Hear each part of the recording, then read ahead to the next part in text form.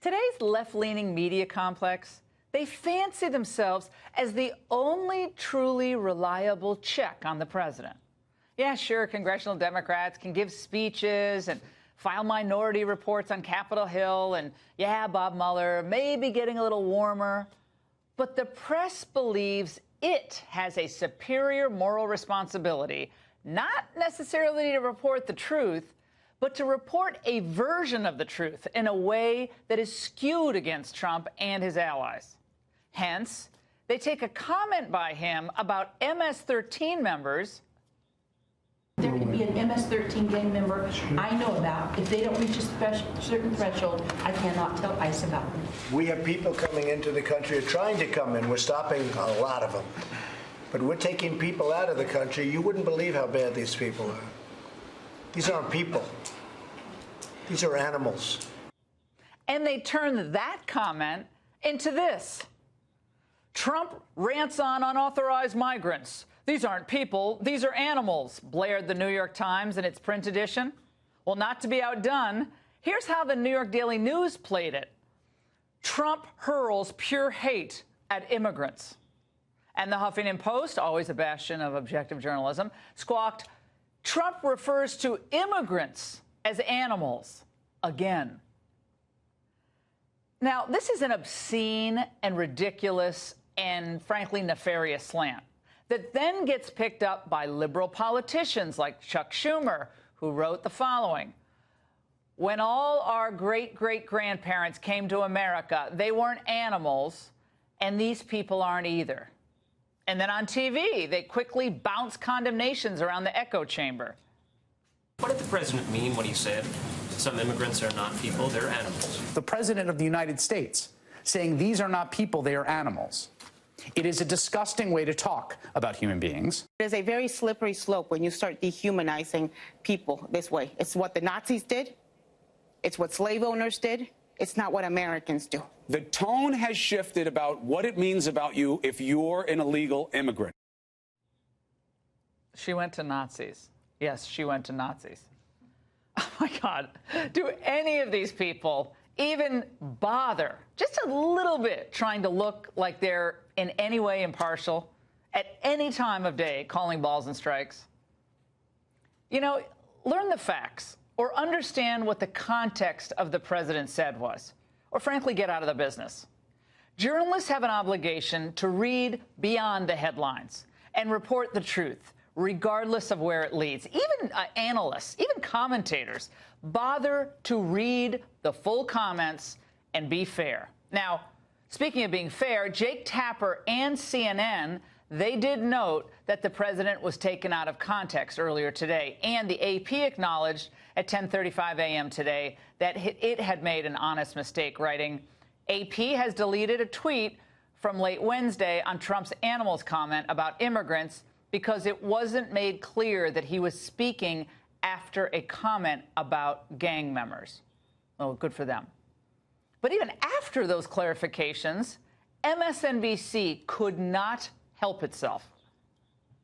President Trump lashing out during an immigration roundtable at the White House and stirring controversy over his harsh rhetoric toward immigrants, branding them animals. During the discussion with state and local leaders on California's so-called sanctuary laws, but the White House now says he was referring to the criminal immigrant gang MS-13, not to all immigrants, though he didn't say so. He certainly didn't make that clear. Make it clear, he was responding to a point about MS-13, Andrea. Andrea knows better. This, my friends, is the anatomy of a smear. Take a comment out of context, isolate it, blast out the worst possible characterization of its purpose and its meaning, and then writers, so-called reporters, and politicians spit it back on panels where the number of furrowed brows seems to outnumber the number of actual brain cells. And as for MS-13, about whom Trump was speaking, this is some of what they've been up to lately.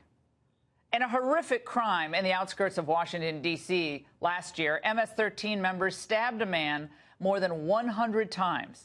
They decapitated him and tore the heart right out of his chest. Or this case in Loudoun County, Virginia, where a reported MS-13 gang member beat a Muslim girl to death with a baseball bat. That was according to the Daily News. The suspect charged with murdering a 17-year-old Muslim girl during Ramadan was accused of sexually assaulting another woman a week before the teen slaying in Virginia and is reportedly an MS-13 gang member. Then there is this heartbreaking account from the parents of teenage girls killed by MS-13 in Suffolk County, New York. There's not a day, a second that I don't think about my daughter.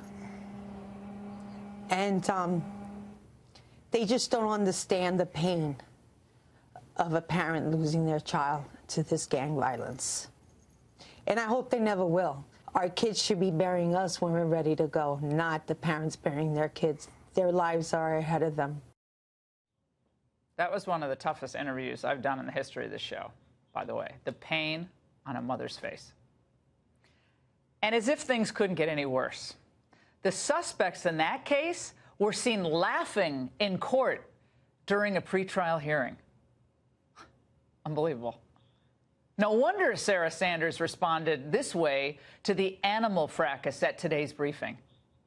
Frankly, I think that the term animal doesn't go far enough, and I think that the president should continue to use his platform and everything he can do under the law to stop these types of horrible, horrible, disgusting people.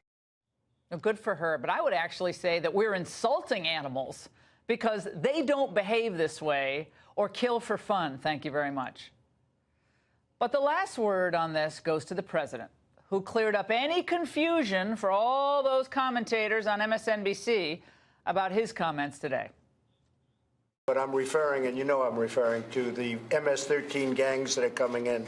So when the MS-13 comes in, when the other gang members come into our country, I refer to them as animals. And guess what? I always will. This is why Trump got elected. By speaking bluntly and honestly. Not a lot of concern for political correctness. Frankly, a lot of people are done with that anyway. But he's talking about the challenges facing America. Law and order, safety on the streets, law and order at the border. He changed the political landscape, and he frustrated liberal narratives by speaking to the people as they speak among themselves. And if he keeps up that focus, and he keeps speaking truth to power, he'll get elected again.